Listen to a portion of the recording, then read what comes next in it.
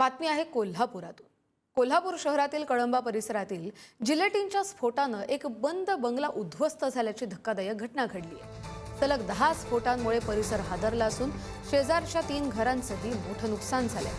मिळकतीच्या वादातून हा स्फोट घडवून आणल्याचा संशय व्यक्त केला जातोय, तर स्फोटापूर्वी 3 संशयित तरुण या बंगल्यातून बाहेर पडल्याची देखील माहिती समोर आली आहे। त्यामुळे फॉरेन्सिक पथक आणि वरिष्ठ पोलीस अधिकाऱ्यांनी घटनास्थळी धाव घेत हा तपास सुरू केला आहे।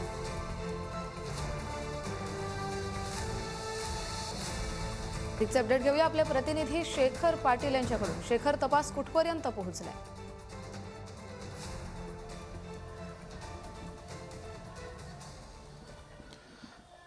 कस्तुरी रात्री पोलीस अधीक्षक निलोत्पल हे देखील या घटनास्थळी आले होते।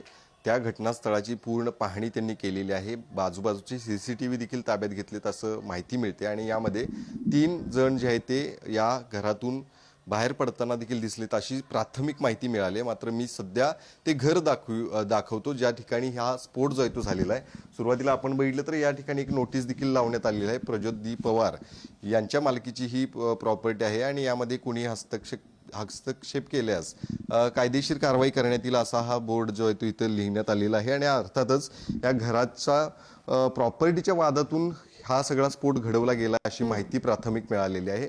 आपण जर बघितलं तर या घरामध्ये एंट्री केल्यानंतर हॉलमध्ये काहीच नुकसान नाही, मात्र दुसरीकडे या घराच्या दोन्ही बेडरूमला लक्ष करण्यात आलेलं आहे आणि जे लक्ष इतक्या भयानक पद्धतीने केलेलं आहे, ज्यामध्ये आपण बघतोय जिलेटिनच्या कांड्या वापरून या भिंती खरं तर उडवून लावलेल्या आहेत। खूप मोठ्या प्रमाणात नुकसान झालेलं आहे। शहरातल्या वस्तीमध्ये खरं तर भर वस्तीमध्ये जर अशा पद्धतीनं जिलेटिनच्या कांड्या वापरून एखादं घर उडवून लावण्याचा प्रयत्न कोण करत असेल प्रॉपर्टीच्या वादातून, तर ते अतिशय गंभीर आहे। याची पोलिसांनी देखील तात्काळ दखल घेतलेली आहे। स्वतः पोलीस अधीक्षक या ठिकाणी येऊन गेलेले आहेत। खरं तर हे एकच घर त्या ठिकाणी लक्ष केलं असलं तरी आजूबाजूच्या काही घरांना देखील याचा फटका जो आहे तो बसलेला आहे। आपण बघितले तर ही दुसरी खोली आहे, त्या खोलीत देखील अशा पद्धतीनं नुकसान जे ते झाल्याचं पाहायला मिळते। पूर्णपणे इथलं सामान जे ते अस्ताव्यस्त पडल्याचं दिसतंय।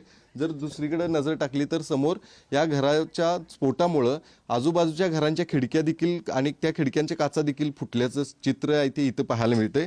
हेच सगळं चित्र खरं तर रात्री भयानक मोठा स्फोट झाला असं आजूबाजूच्या लोकांनी सांगितलेलं आहे। जवळपास 8 ते 10 मोठे स्फोट झाले आणि त्या स्फोटामुळं मोठा आवाज देखील झाल्याचं या सगळ्यांनी सांगितलं आणि तात्काळ लोक या ठिकाणी येऊन नेमकं काय झाले पाहिलं आणि त्यानंतर इतकं भयानक वास्तव जो आहे तो समोर या लोकांना पाहायला मिळालं।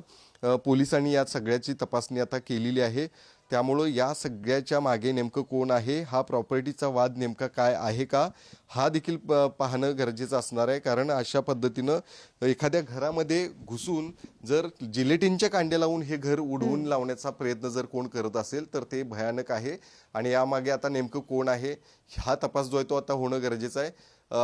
यांची नावं जी आहेत ती समोर येणं गरजेचं आहे आणि ही नेमकी नावं काय आहेत, आज या संदर्भात काय नेमकी माहिती मिळते हे देखील आपल्याला पाहावं लागणार आहे। कस्तुरी, धन्यवाद शेखर दिलेल्या सगळ्या सविस्तर अपडेटसाठी।